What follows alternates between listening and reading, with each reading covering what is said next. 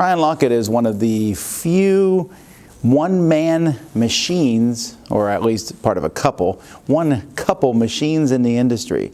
A lot of people know how to do a few things. Ryan seems to know to do everything. So I've always been fascinated by Ryan Laukat. For me, it's the encompassing things that he does as a creative person. So he is both a designer, he is an artist, he is a graphic designer, he's his own publisher. So he takes the board game from its very infancy and takes it all the way to the public, and he does all these things himself. He's a bit of a dynamo. He's a virtuoso, jack of all trades kind of guy, or maybe he's a master of all trades. I don't know. He's pretty good at what he does. He makes board games that really kind of take you on an adventure, that help you enter a world that he's imagined. So Ryan is unusual in the fact that he has created his entire universe himself. Some people like to find an intellectual property, Star Wars, Lord of the Rings. Ryan has made and designed his own unique world. So he's created these worlds that are in a style of his illustration style is very much his own, and the tone of his stories very much it's his work, he is his work and his work is him. I think it's a really cool thing when you can see a person with the stuff they're making. There's no real line between them and their work, right? Like it's kind of all blending into one thing, and I think Ryan does a really good job of that. Truthfully, I was kind of bored with it when I first met him, because that's really all he ever did was do board games. And you know, you hear the word game, and I had in my mind you know, Monopoly. I grew up with Parcheesi and all the classic games, and so I really was not prepared for Ryan's style of gaming. They're more like reading a novel, more like reading something that has a plot and a purpose, and less like let's sit down and spend a few hours just having fun with each other and playing a game. Rather, let's sit down and have an adventure together. Let's have an experience together when playing one of his games.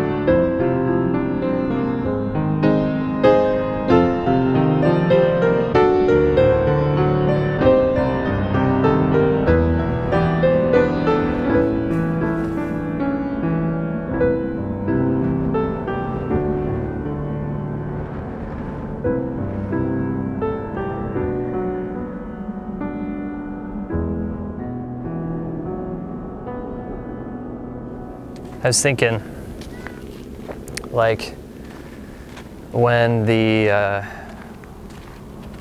caravan leaves the monument in the game, and there's a part where they pass through this barren desert, and it would totally be just like this, you know. Even in the writing, we could mention the salty sulfur smell of the place. And the creature that that lives there is one of the dangers they have to face. The creature that lives in the lake, And you know, in that same place, that's where this giant meteorite is. It's like a big pink, it's like a big giant red meteorite. Yes. And it definitely fits into that weird, you know, moonscape, that weird type of landscape. Yeah.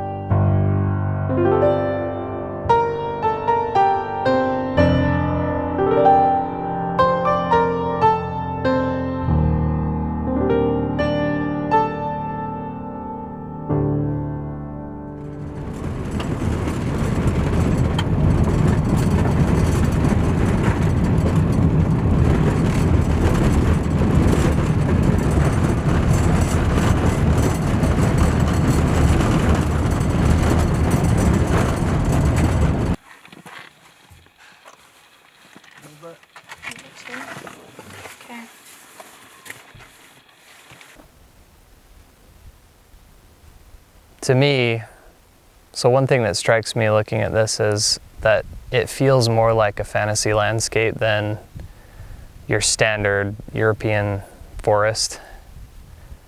Like there's a real otherworldly quality to it with like the weird colors, the faded beach, and the water's kind of red. Yeah. I can already see like some weird type of non-dragon like flying through the wisps of the clouds, right? Yeah. Or like reptiles instead of amphibians, right? This like desert. Like even coming out here, it makes me want to go back and sort of put some of these dark stones in that desert. Oh yeah, the basalt is really striking. Maybe even like a tiny lake, like a little salt lake, you know, in that desert. That could be a location, like a dead, dried up lake, the remains of it. Yeah.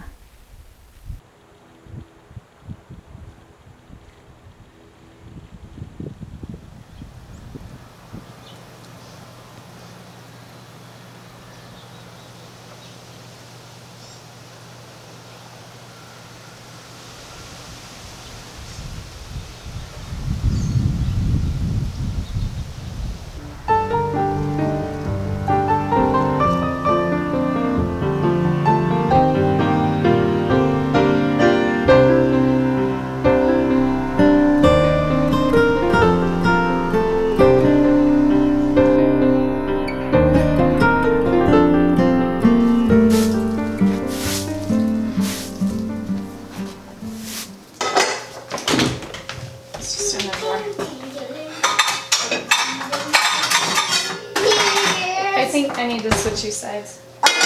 Here's Go a over there. forest home.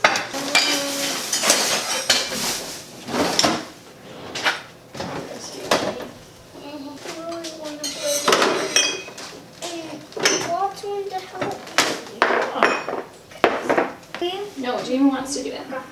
Okay, so the top slicer goes in the groove and the bottom goes underneath. Now go tell Daddy his beans are ready. Say, Daddy, Daddy, your beans! your beans. Thank you very much.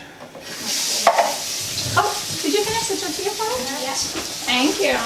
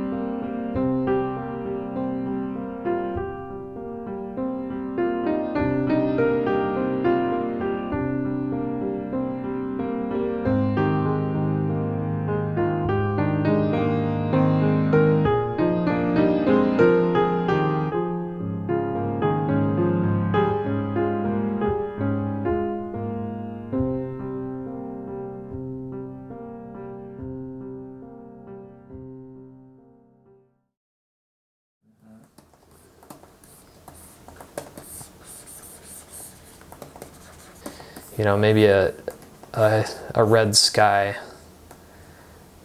would be really striking.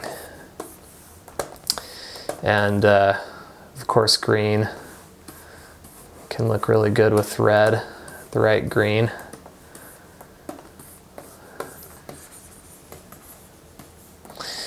Well, colors convey a lot of emotion, and these colors that I'm using, this red and this green, I'm going for sort of an otherworldly place, and I think the combination of these colors can convey that. Red is a very aggressive color, and so the red can also convey the danger that the people are going to have to go through to come back to their village.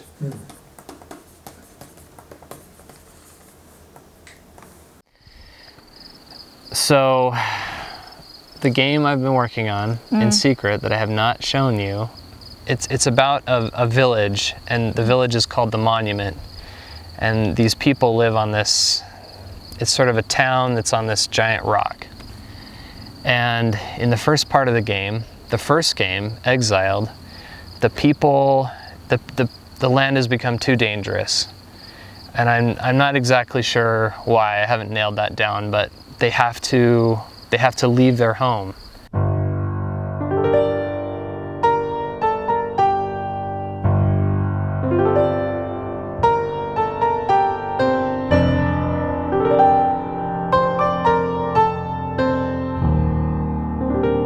And then the second part, the second game, is you flip the board over, and this game is the return to the monument, where the caravan, it's actually like 30 years later.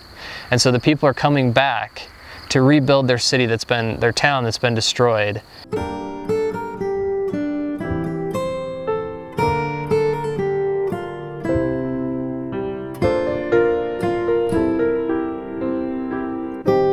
Now here's the deal. It's probably a bad choice to put two different types of games in the same box.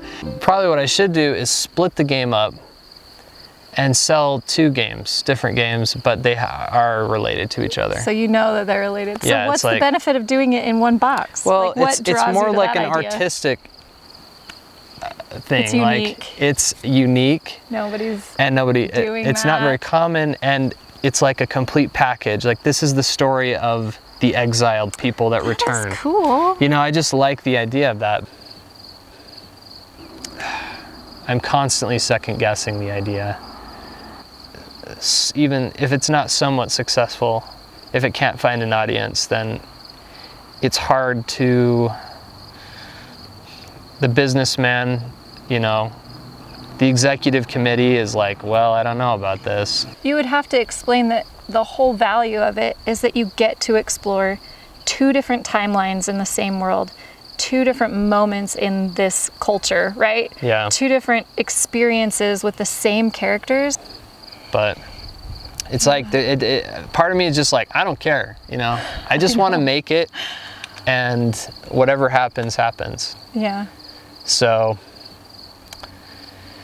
if it's a good enough product, we will find a way to sell it, or when we get to the end of R&D, yeah. we'll say, we love it, but there's no way we can sell it. Well, it's like, it just got to go where the creativity is, you know? And sometimes it doesn't make sense.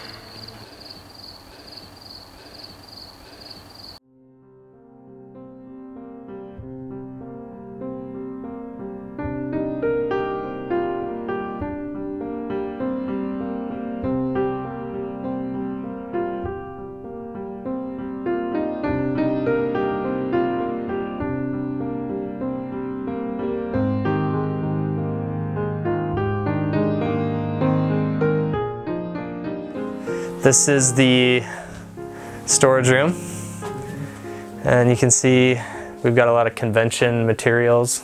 There's a giant truss that we take to conventions.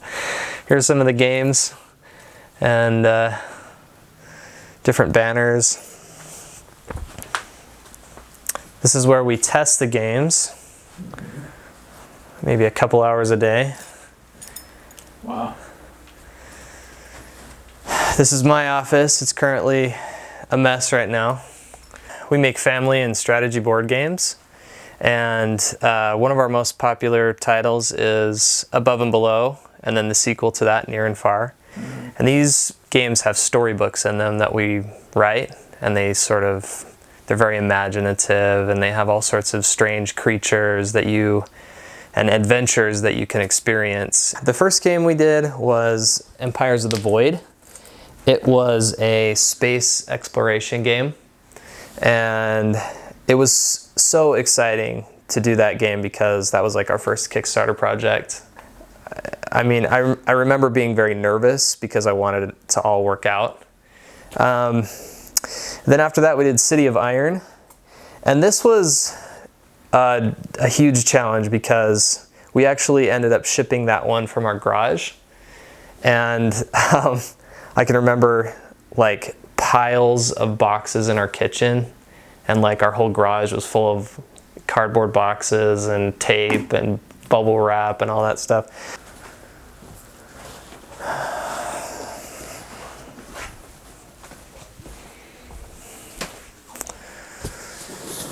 So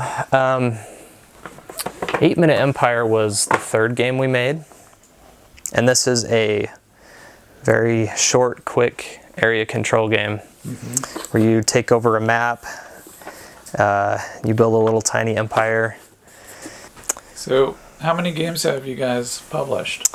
I think we've published around 15 games. Wow. That's more games than most people grow up playing. That's true. That's true. And it's funny too because I think when I first started really getting into board games, and a lot of people do this, they find out about this new world of board games and they start collecting a lot of different games because it's exciting to see what's new and see different designers' creations and styles and how it's just like the book industry, you know, tons of novels are released every year, and people, they become sort of fans of different authors and they like to get the latest book from that author. And I think in the board game industry, it's actually a similar type of thing.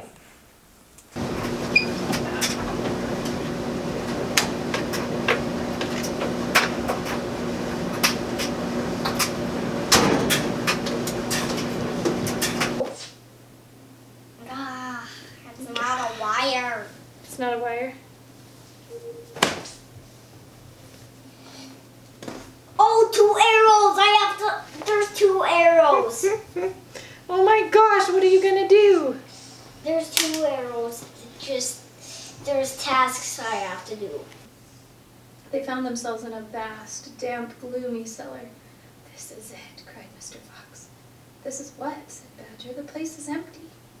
Where are the turkeys? Asked the smallest fox, staring into the gloom.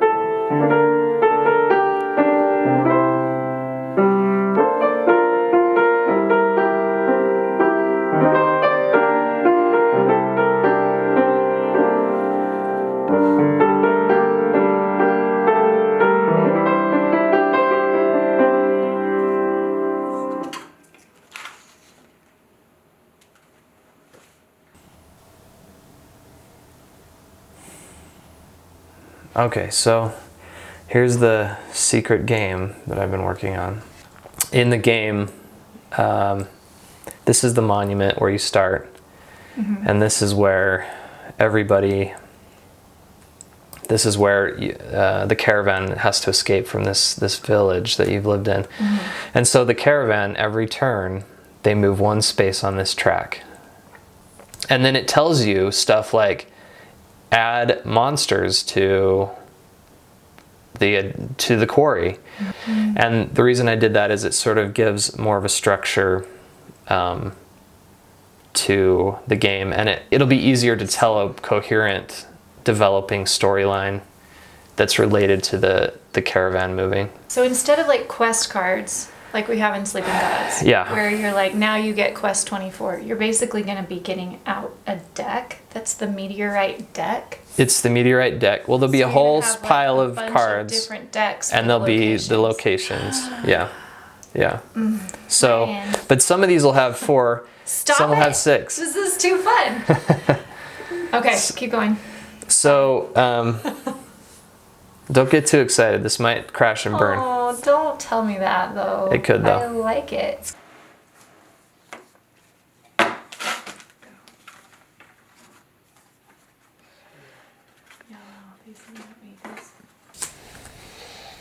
So this will go down here. It costs, I get 4 points. Oh, Machine part. Or it's a machine part. And we get a new guy. Your turn. okay.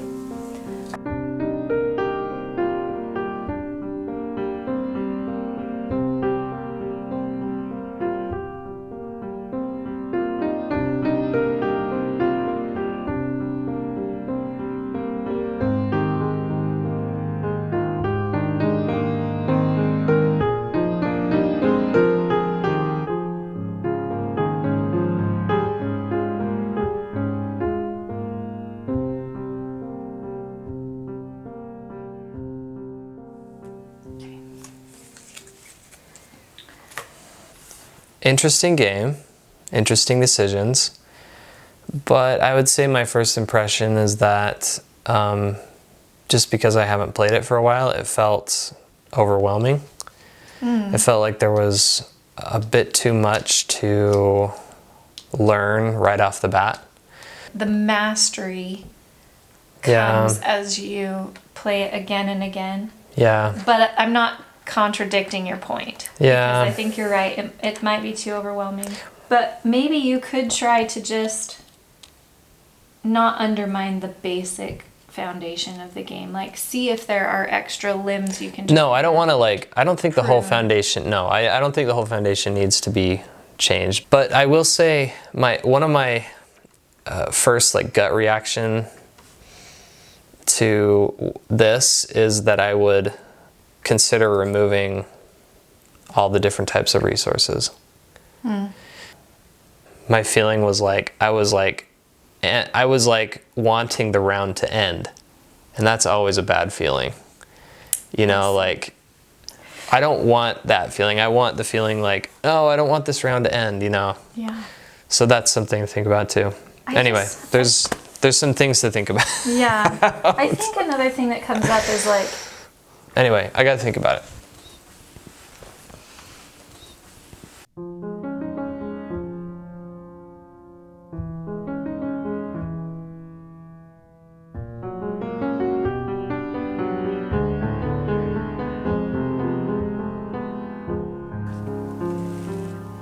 It was like instant connection.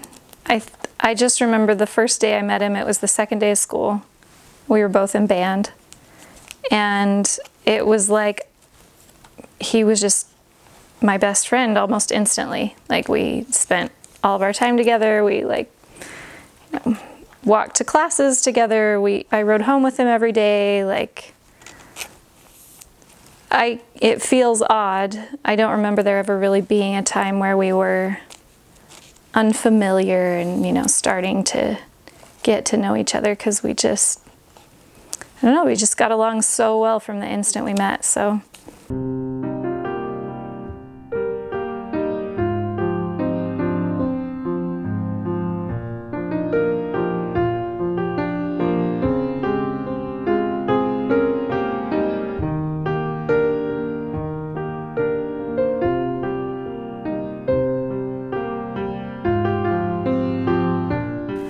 Anyone who knows Ryan, it's easy to get caught up in just how exciting it is to see what he's capable of. So it's an easy team to want to join. I saw how serious he was about making these games. I saw that it wasn't just a hobby, that it was an absolute passion, and that he meant to go all the way.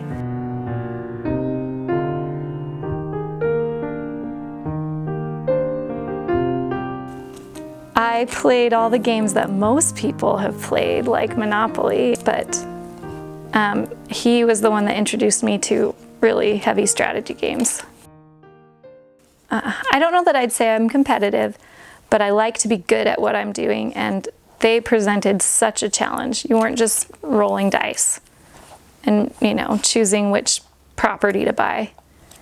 It was so challenging that I found it frustrating, and I remember telling him a few times that I didn't like them. Took me a while, but now obviously I'm very passionate about board games. As soon as it was familiar, I couldn't get enough of how much there was to explore. And then, of course, there were so many more things to explore with Ryan creating them. You know, there's only so much you can do with a game group, but when you're watching the process of creating a game and its design and testing it and all the art and then the world that the game happens in, like, it was just too enticing.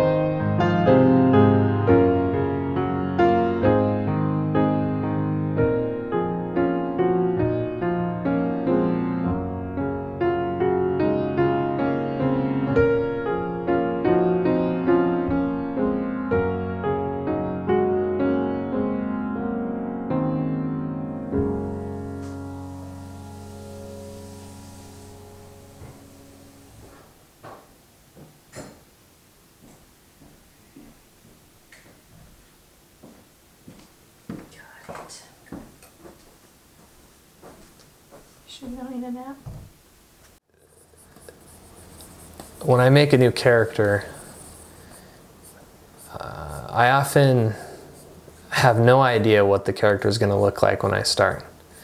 And I sometimes just like to let the action of the sketching make the character. You know, I have maybe a rough idea of what the character could be. But, you know, at this point it could be anything. You know, now I'm like, as I've scribbled this little part, now in my head I'm like thinking, okay, kind of looks like a rabbit. And we'll do like a rabbit character. Maybe it's like a warrior rabbit. You know, why not? This is a game where there are no boundaries. We can just do whatever the heck we want. In some ways, you can get into this sort of dream state where you're not even thinking very specifically about it. You know, I can kind of check out in some ways and just let it happen. It's very natural, and it can be very like calming as well. In moments like this where you're just creating kind of on the fly, it's almost like a meditation. See, now we got my rabbit character. I love this guy. You know, this rabbit, he needs like a giant earring. It's perfect.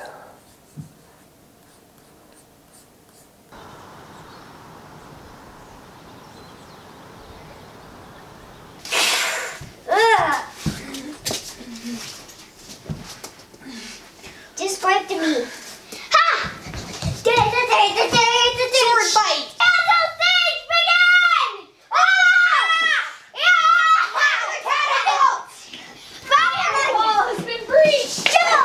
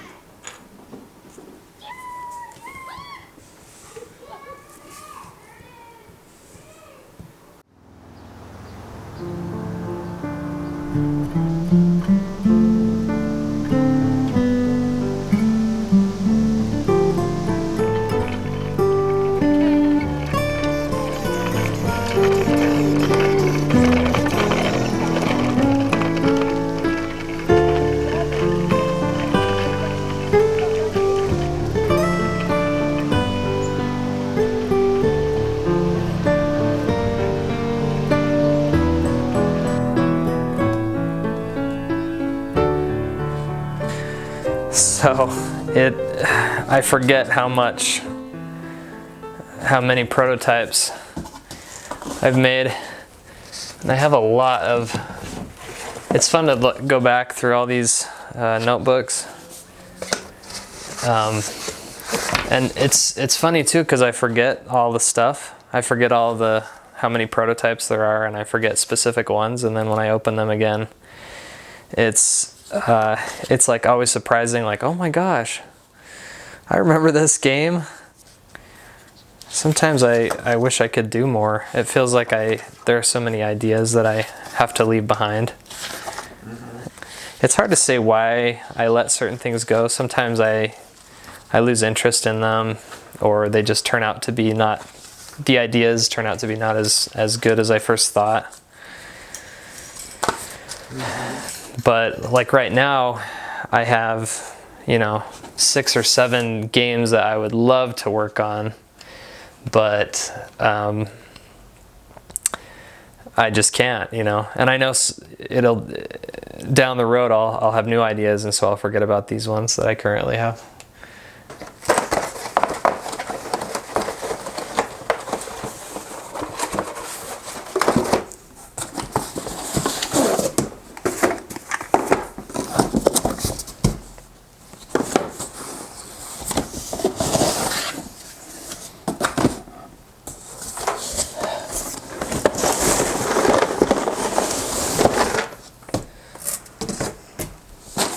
I sent this game to a few publishers. I pitched it, but it never got published. It's a post-apocalyptic game. We got some more in here. This is a game. Yeah, each bag is its own prototype. Oh, we got some form of 8-Minute Empire here. I don't know what that is. Another forgotten game. Another forgotten game. A card game. Ooh, that looks interesting.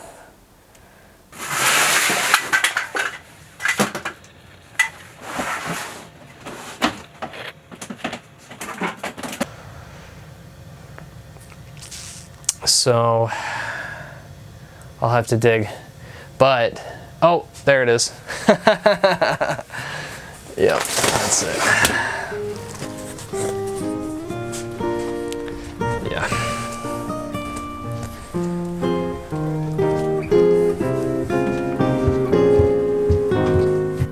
Okay, so this is the Wayfarers of Tyr. This is a prototype I painted in my early 20s. The funny thing is I painted this entire board without actually testing the mechanics. So when we finally did play it, it was very hard to change.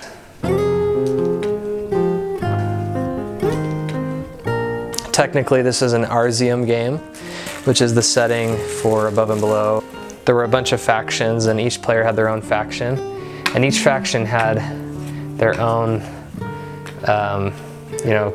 group of characters, and they have, there's like turtles, and like frogs, and lizards. This game definitely had a lot of influence on some of the later games. And it was fun to work on, but ultimately it just wasn't practical. So this is the card game. This is one of the card games that I made when I was, I think I was 15 or 16 when I made this. It was like a fantasy battle game. This one's great too. So this was a tile laying game, and players would explore different landscapes. I think it was an area control game, so you would control these different tiles and explore them. Yeah, it's kind of sad to see this one didn't make it, like so many of the games. I mean, I go through so many prototypes, and obviously they don't all take 6 months, but I mean, for every game we release, I've designed 20. 20 that are unpublished. Yeah, 20 unpublished. Wow. What did you choose though? The flying A pizza Mom. fly. Actually, this one looks a lot like pizza. Yeah. You're really making a pizza butterfly? That is super clever. I like that. Jimmy, yours is looking gorgeous. Okay, now look. Do you see what they do? They have Beautiful decorations flying on every pizza wing butterfly. that are the same on every And wing. pizza. You can do that, or you can do whatever day He's like got a. Oh my gosh, look at his mouth. And two lines going Okay. out. All right, sit in, Zoe. On each side. You get to of choose the- one of the butterflies on this page.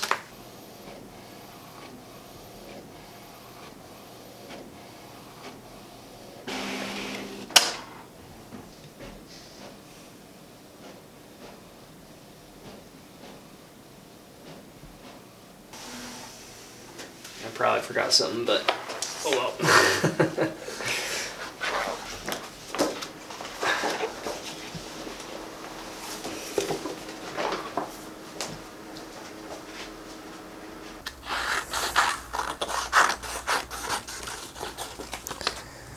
Yeah.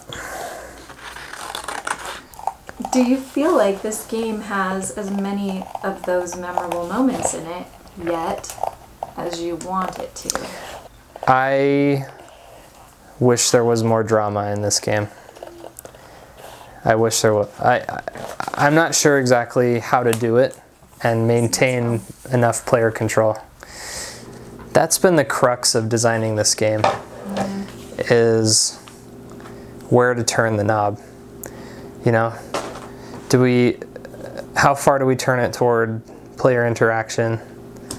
And then the more we do that, the further away we turn it from player control. As soon as it starts making people mad and becoming an unpleasant experience, then all of a sudden there's a worry that they would disengage with that immersion, that imagination, that, oh, I'm in this world now, what am I doing? Rather, they just feel like, I'm so mad, this game's stupid, I don't want to play anymore, toss the table. Exactly. The question is, does this game have those memorable moments where, I come up to you or I come up to somebody after the next day and they say, oh, how was that game? And I can say, oh, there was this awesome moment where we were expecting something and I tried to do something and something totally unexpected happened, but it was really exciting. The thing is, I don't know if this game has those moments in it. And part of me wishes that it did, but the problem is if we tweak the mechanisms to allow for more stuff like that, it adds more chaos and it takes away player control. And it could lead to a less satisfying mechanical journey. Yeah. Does that make sense? Like it takes away that puzzle satisfying. It's tough, I'm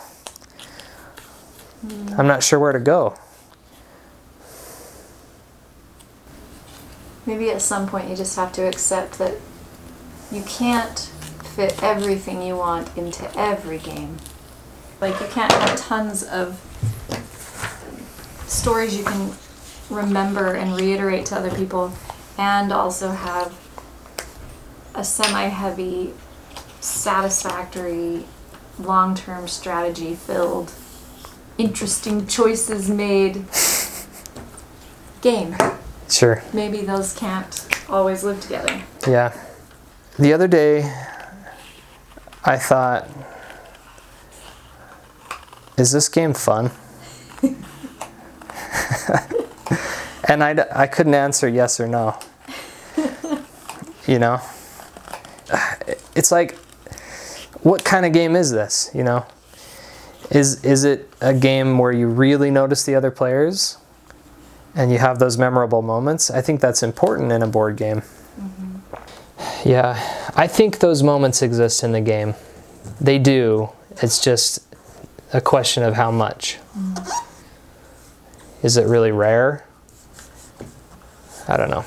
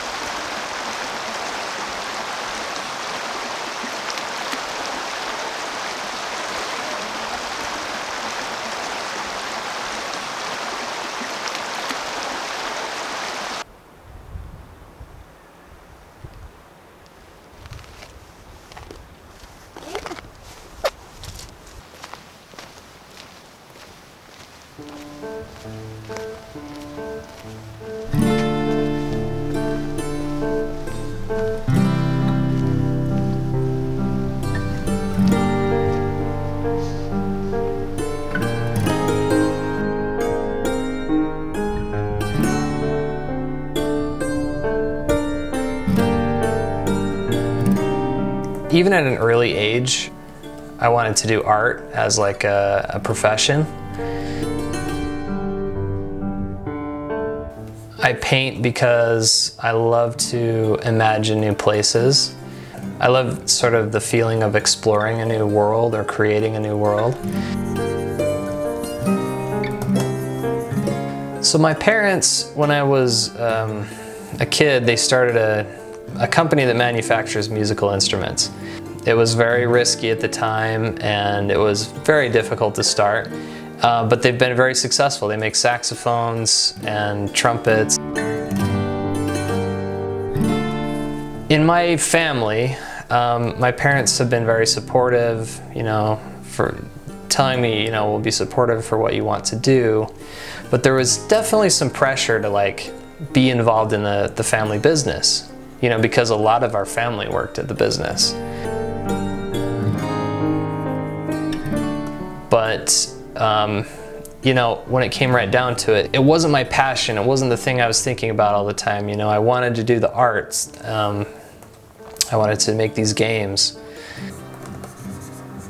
I felt pressured to sort of continue the family legacy in the music business because, you know, as a Lockett or, you know, that's kind of what we were supposed to do. So, you know, kind of branching off and doing the games was kind of it was a weird idea. And so there was a lot of doubt. When I was at school and working a lot, it was really hard. I suddenly found that I didn't have time to do art or design games. I was just really unhappy that I never had time to work on this stuff. And after a year of that, I started to think, you know what, I'm constantly wishing that I were doing something else with my time.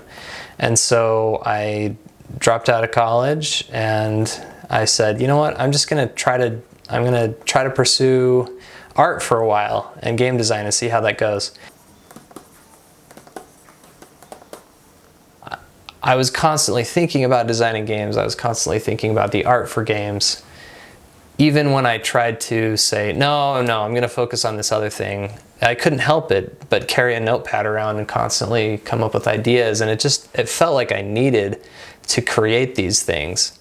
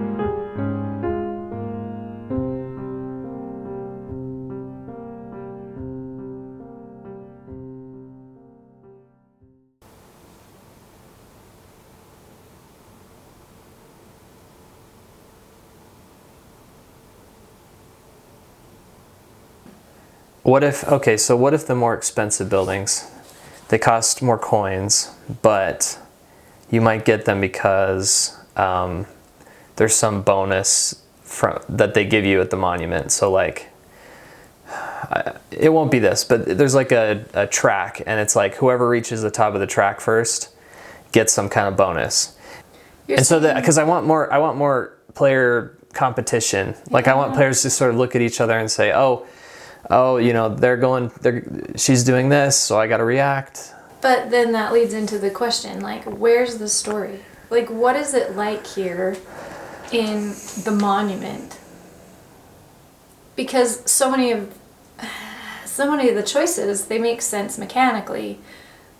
But like, what are we doing here? Are we competing because we want to get the best spot in the monument? Do we care about a certain type of community we want to have? And so these are the different ways. Like, Well, they're building up the town so they can return and live there after their 30 years of exile. And so it's, you know, they're rebuilding their home. But this is So, good, right? but, Because this is what you want. You want to like discuss all of this stuff, and then you want to stew about it for about a day. And then you'll come to me tomorrow and you'll be like, I've got it. Yeah.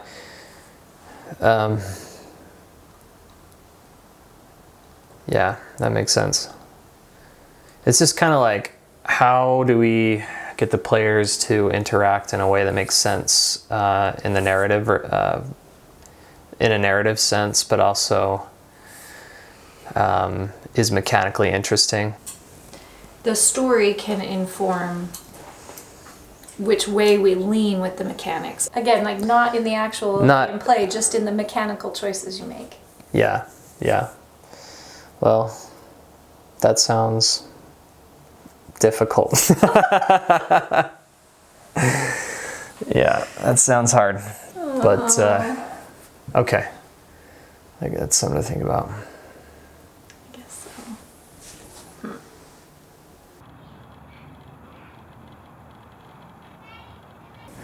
I'll just say there were some serious balance issues that came up, especially in this particular game, that hadn't come up before.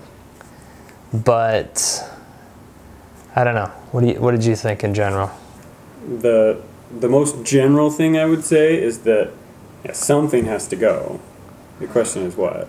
The building of your character as a deck should be the focus. Or at least I presume that that's where you were looking to go.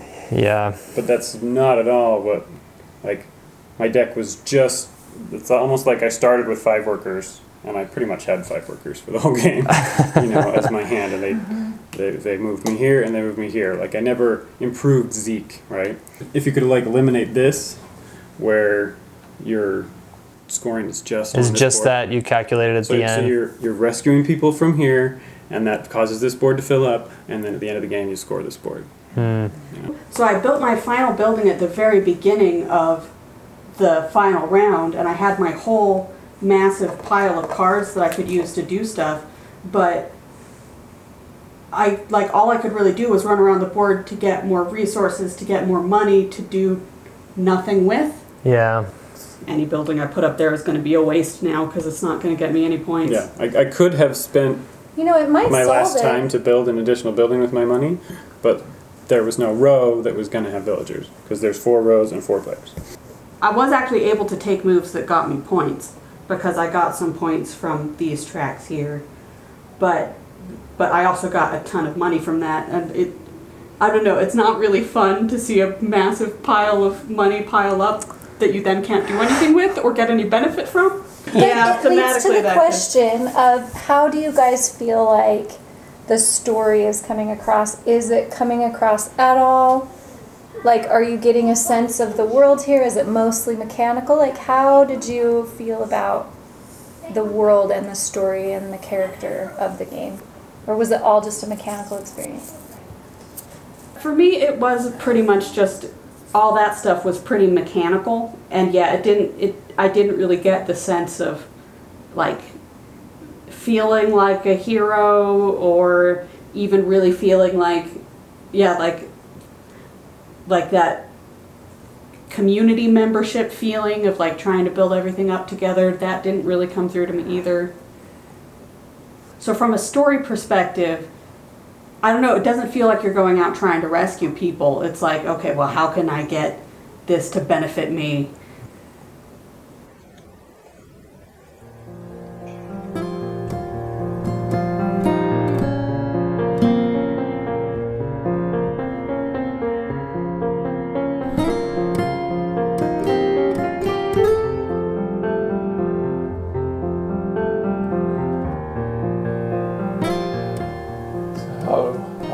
last night? It went okay. It was very... What do you think?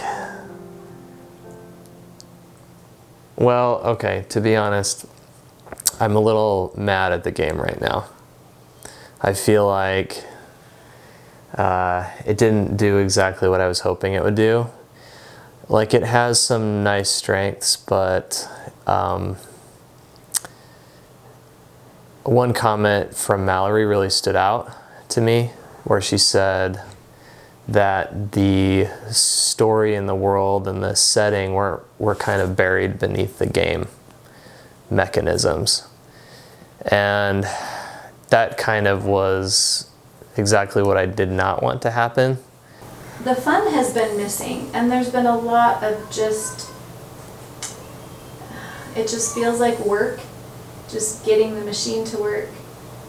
And there's a certain point where you start to realize that the story isn't thriving atop a machine that you just need to get right. The story's like barely holding on, and the machine's taking all the juice. I think it's hard to not get discouraged about it after months of work. It's funny because I have two voices in my head, and one is saying, all right, let's just shelve this thing and move on to something else and maybe come back later. And then the other voice is saying, okay, it's not that bad. Just take the good stuff, cut out some of the bad stuff, and it'll probably be great. Or sometimes, like I know you've told me a lot, when I'm like, let's fix this, let's fix that, let's talk. And you tell me, look, sometimes it just isn't working. You can't force it into place.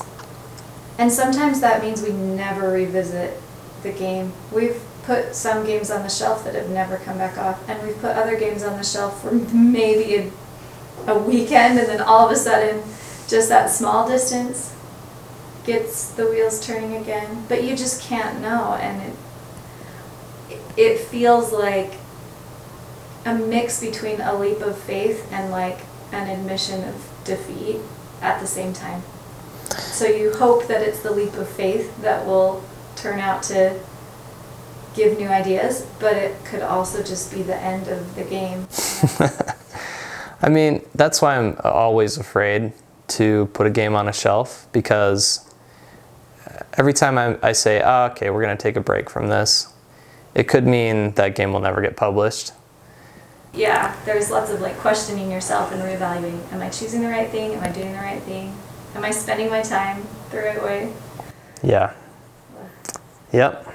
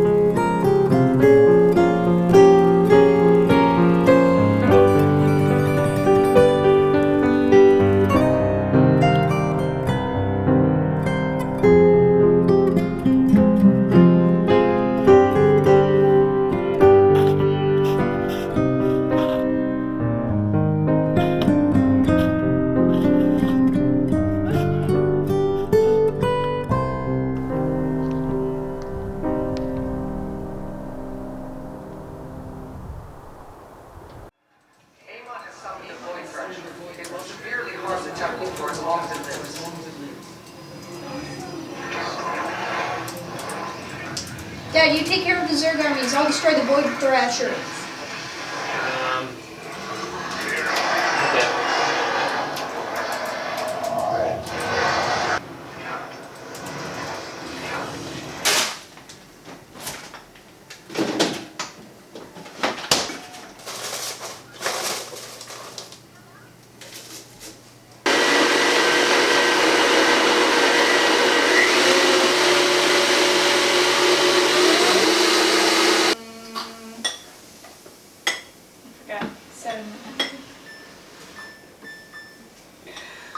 Can I have Can I have some rice with orange sauce? Oh yeah, I was gonna make some noodles. Do you want noodles or rice with orange sauce? I want noodles. Okay. A tiny demon with horns. Oh, I like it. Wait, show me how big it is though. Because it looks huge right now.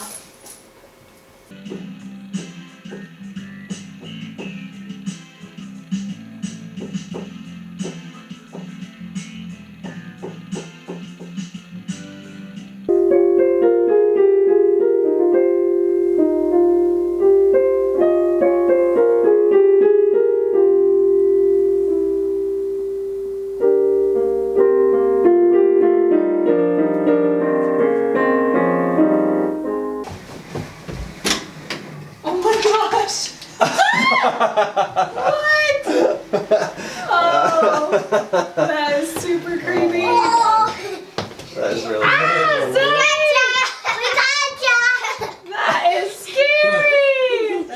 Oh my How did gosh. you sneak around so fast? Through the garage? Yep. It was a mannequin. That's really freaky looking. It was a mannequin. That was creepy.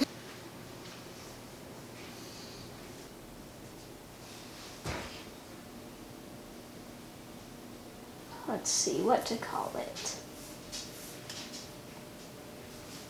Can I play?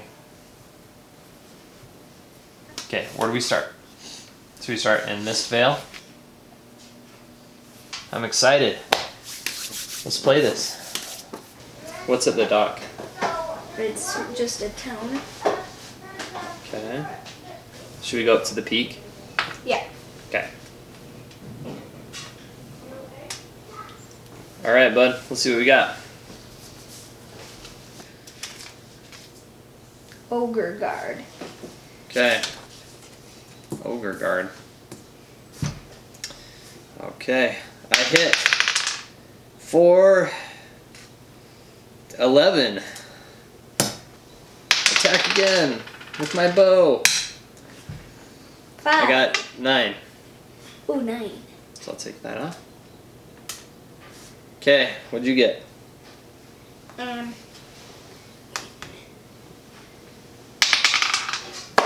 Oh, we beat it. Woo!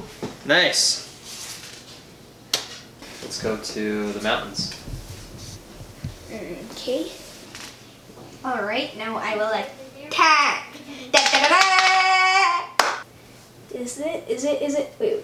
That's I think we beat him. Wait, hang on a sec. 2, 4. We did! Woo! That was maybe A little too. it was too easy. Yeah. That's okay. Very cool. Yeah, I really like this map too. You know, we're like moving around to the different places. Oh, it would be cool if like the dock had different stuff at it. Yeah. Maybe the items are at the different places. Like the sword is at the keep, and the bow is at the dock. With just like a little refining, I think it's actually just straight up fun, you know. Mhm. Like, what I like is how, I mean, the mechanics are simple, but it felt pretty immersive for, you know, it's not like it had tons of innovative new mechanics, but I felt like we were adventuring, you know.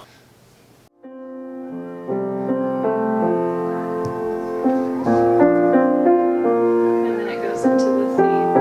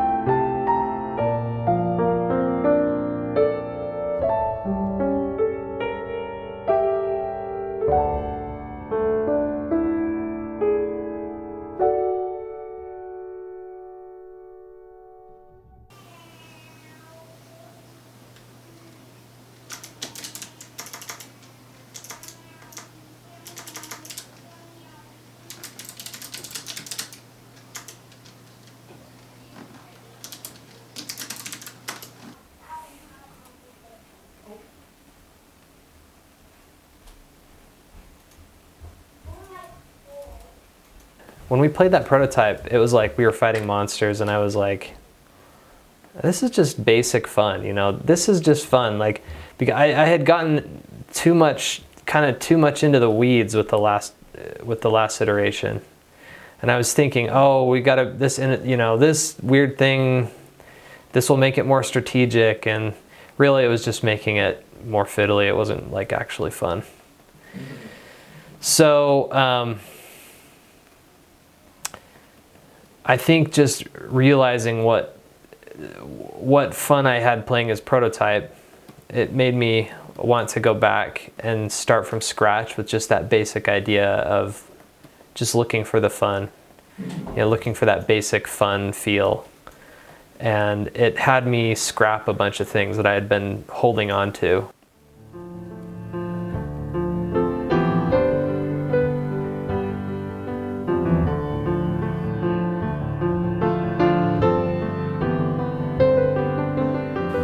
And so we changed some of the mechanics. We actually did a couple things that we did in Near and Far, and it made a huge difference. And that was sort of the last hang up. And now we can just finish writing, finish the art, and do all the editing.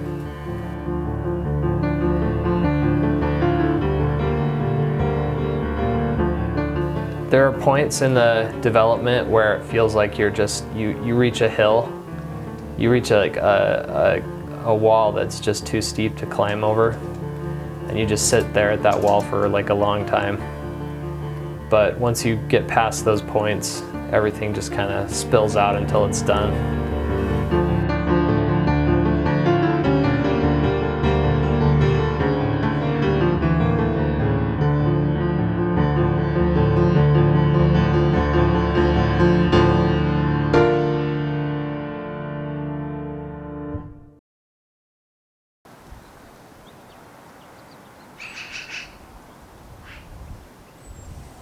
I think with every project, there's always there's that risk that it'll stumble. And actually, now there's like a ton of pressure because it's the third game in a trilogy that people like. And it's like a game, the next storybook game after Sleeping Gods. And so I find as I'm working on it, there's like a lot of high expectation that I have to deal with. And I think if it stumbled, it would be demoralizing, of course. And, as a small company, it only takes 1 or 2 flops to sort of put us out of business.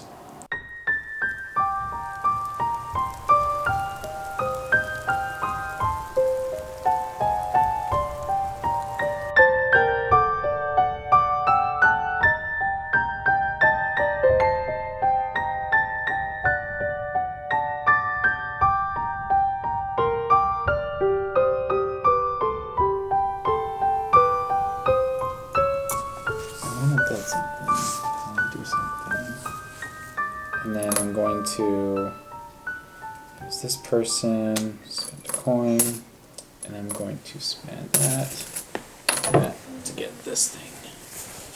Put this right here. Let's do 1, 2. Yikes. We better block that so I take no damage.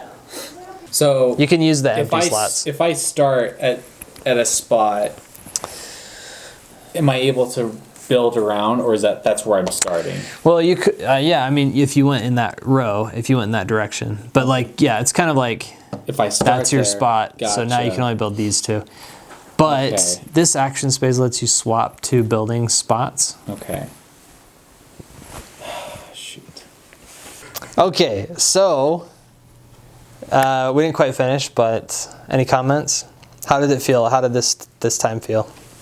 I really liked it because it had a little bit of everything that I played in a lot of your games, where like I can explore, I can also build. I can recruit new people, I can build this society, I can upgrade my character, Like those are things that, like, especially like just upgrading a character, that to me is what makes a game fun. And I love how there's like little bits of like actual player cooperation kinda, but like interaction, like this one card that I played where everybody gets a book. It's nice and just like refreshing to have like some sort of interaction, or just like you're using my town person. I was like, I was gonna use that person. What are you thinking? Yeah.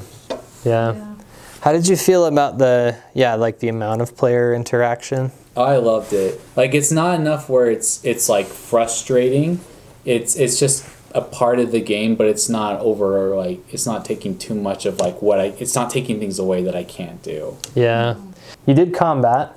I did. How many times did you fight? I did 3 combats. Okay. And that felt really good. And that's another thing I really liked. I liked how like every player has a different like character, and so the play style that you're gonna play is gonna be different than anybody else. No, but really, this is a really good game. Like, I can tell that all of the games that you've created has just slowly just like been incorporated into this game, and it feels really good when you're playing it. Like, yeah, I love it. It's really good.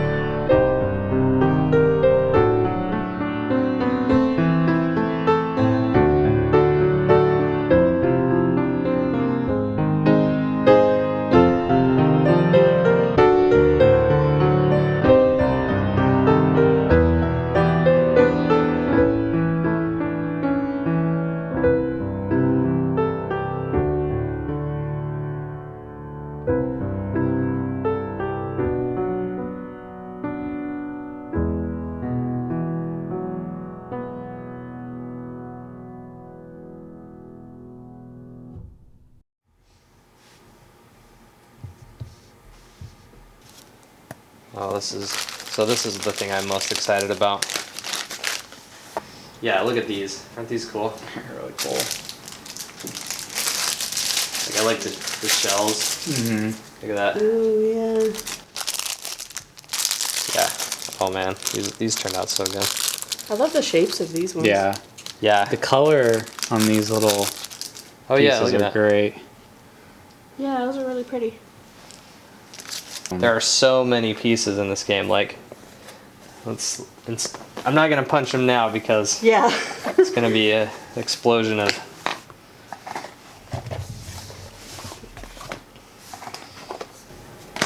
Yep, still going. This may be one of our heaviest games, actually. I'm excited. I hope people like it. Yeah. I'm a little nervous. People haven't seen it really, but we're gonna go show it at the convention. Try to get pre-orders. I think it'll be great. We did the best we can. It's really hard to control what audience reception will be. It's kind of like if you care about that too much, like it'll drive you crazy. What's the best case scenario for the weekend? So the best would be if it got on like the most anticipated lists. You know, people are like, oh, we went to Gen Con and this was my favorite thing. And then it helps people learn, oh, now we can go pre-order it. You know, that's kind of what we're hoping for. I see. Awesome. Yeah.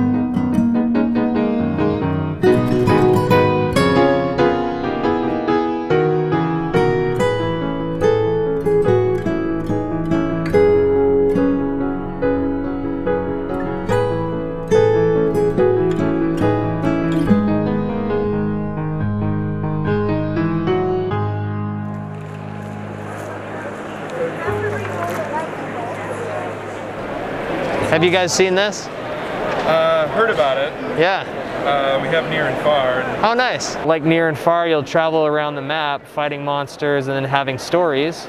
So whenever you get to one of these, you'll just open the storybook, just like Near and Far. Okay. Yeah. But what's cool is that these stories are specific to the characters. So you'll like turn to, you know, Markland. You'll have to turn to his section. Like when you're doing the characters have their like special quests. Yeah, like the character modes and the special quests. Yeah, but the whole game is like that here. Oh, okay. Yeah. But what's cool is that each character has their own set of stories. So they kind of tell the story of your character, tell you more about your background as you play. And you'll play through a campaign of 6 games. Is the Kickstarter over and done with then? We actually didn't do a Kickstarter this time, but you can pre-order it on our website. Okay. Yeah. And retail for this? Currently 80. 80, okay. Yeah. You guys are selling it here, or you're just kind of taking pre-orders for it? Just pre-orders on our website. Yep. All right. Thanks a lot. Yeah, thank you.